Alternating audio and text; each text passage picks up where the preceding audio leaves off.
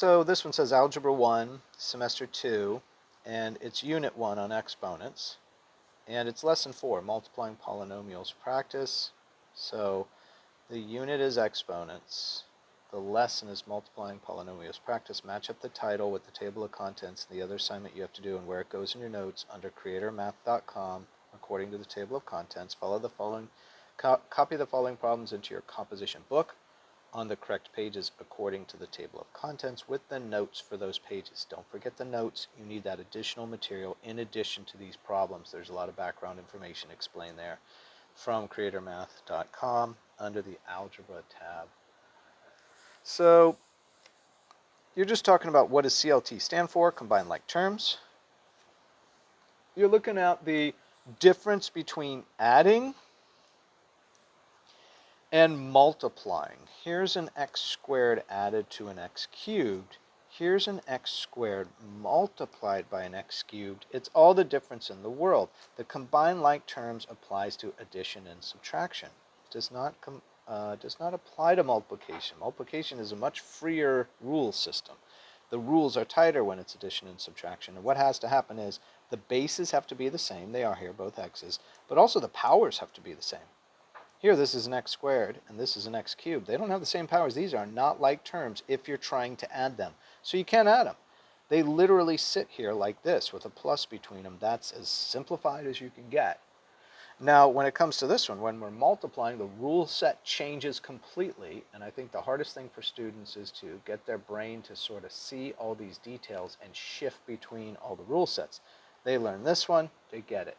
They learn this one, they get it. They see them both together, and they freak out because they've never really compartmentalized the idea that these are separate situations. And so, hence, they're together on this assignment to help sort of refresh their memory. This equals 2x's, both to the 1 power, times 3x's, all to the 1 power, 1, 2, 3, 4, 5, equals x to the 5th power. We could have just said 2 plus 3. If we had been sharp enough, we would have seen that this was x to the 5th right off the bat.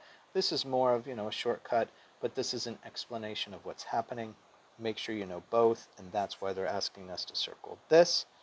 This one is circling this because it must remain x squared plus x cubed. It cannot be combined any more than that. And now they're going to take us through some multiplication problems. Right? They want us to set it up first. This is distributive property. You're going to multiply everything in this set of parentheses by everything in this set of parentheses. So the easiest thing to do is what we call the distributive property. And 6d gets pulled out and multiplied by this. And 4 gets pulled out and multiplied by this, because that's the way multiplication works. We have to multiply this first term by all these terms, and this second term by all these terms.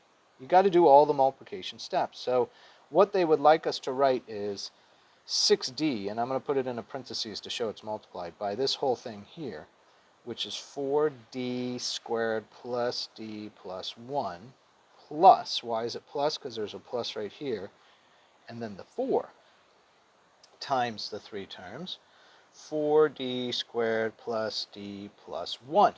Okay, they're asking us to set that up, and so all they're trying to get us to do is go to this first step and copy that. There's some misleads in here, like multiplying the whole thing twice. No, this is the setup you want to go to next. Now, once we have this, they're now moving this down to the next question, and they're saying, okay, go ahead and multiply it out, right? So let's do it. We're going to multiply 1, 2, 3 times, 4, 5, 6 times. 6 multiplication steps, and then we're going to combine like terms, because then we're going to be back to an adding and subtracting situation. So 6d times 4d squared. We can multiply those, because multiplying, you can multiply any two things. So this is 6 times 4 is 24, and d times d squared is d cubed. The powers add, right? This is to the 1, that's the 2, 3. 6d times d is 6d squared. Why? There's a 1 and a 1, so 2. 6d times 1 is plus 6d. 4 times 4d squared is plus 16d squared. There's no other d, so it stays d squared. 4 times d is plus 4d plus 4. 4 times 1 is 4. Now we're going to look for like terms. There's only 1 cubed. But there's a couple of squareds and a couple of d's to the 1 power, right? So 24d cubed stays there. A 6d squared and a 16 is a plus 22d squared. And a 6d and a 4d is plus a 10d. And you're left with a 4 tacked on the end. So 24d cubed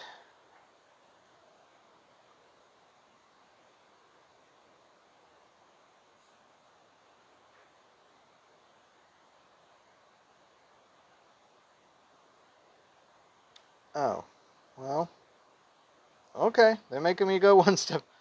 Please hold. They're making me go to this step first. All right. So let's go through my. I went to the end. They're going one step at a time. 24d cubed plus 6d squared plus 6d. Fine. They kept them in parentheses. Plus 16d squared plus 4d plus 4. Okay. So they just want us to go to the next level. They're going from here to here. Now I guess they're going to combine it. Sure enough, 24d cubed plus 22d squared plus 10d plus 4. 24d cubed plus 22d squared plus 10d plus 4. Oh. Repeat after me. Oh. Right? So I got this answer. They're really dragging it out, making me go step by step. I appreciate them doing this, which was me that wrote it, so I appreciate what I'm trying to do here. I'm just trying to force the individual steps. So here we go again. There's 2 terms here, and there's 1, 2, 3 here. This has got to be multiplied by all 3. And this has got to be multiplied by all 3 according to the distributive property. I can separate it and just say 2x squared. Okay, put it in parentheses. That's my first term here, and multiply by each of these. X squared plus 2x plus 3. Okay, and then because there's a plus here, I can add it, put the 5 in a parentheses, and multiply by the 3 terms again. X squared plus 2x plus 3. All right? 1, 2, 3, 4, 5, 6 multiplication steps. All right? How exciting. So 2x squared times x squared looks like 2x to the 4th.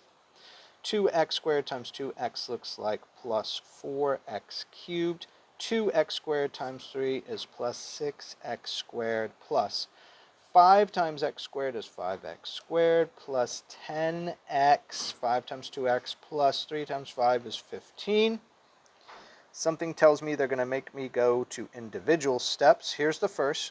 2x squared times all 3 terms. X squared plus 2x plus 3. 5 times all 3 terms. So that's the first answer. Then they're going to tell me they're going to force me to do it in this one.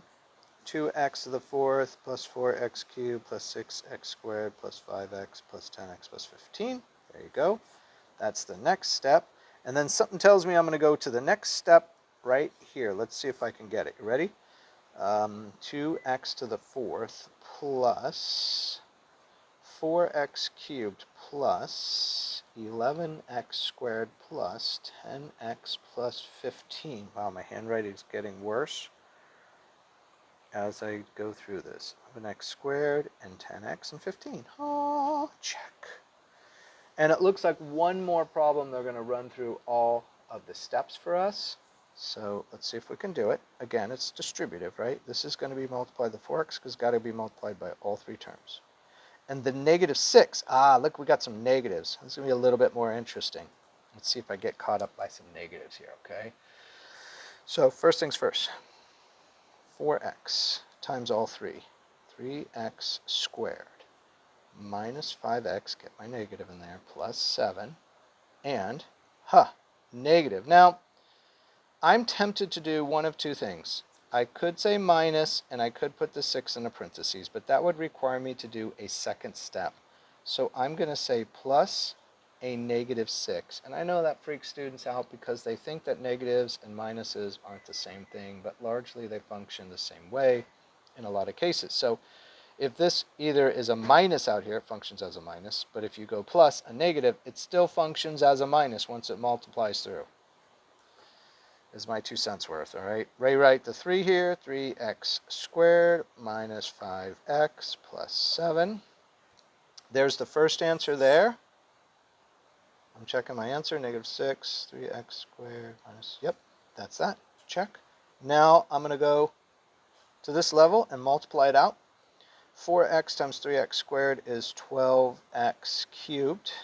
4x times minus 5x is a minus 20x squared. 4x times 7 is plus 28x. This is where my brain just starts to freak out and I get lost, all right? But let me try to stay with it here.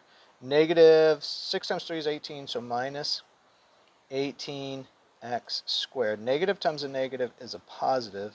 6 times 5 is 30x, and negative 6 times 7 is minus 42. Okay, that's got to be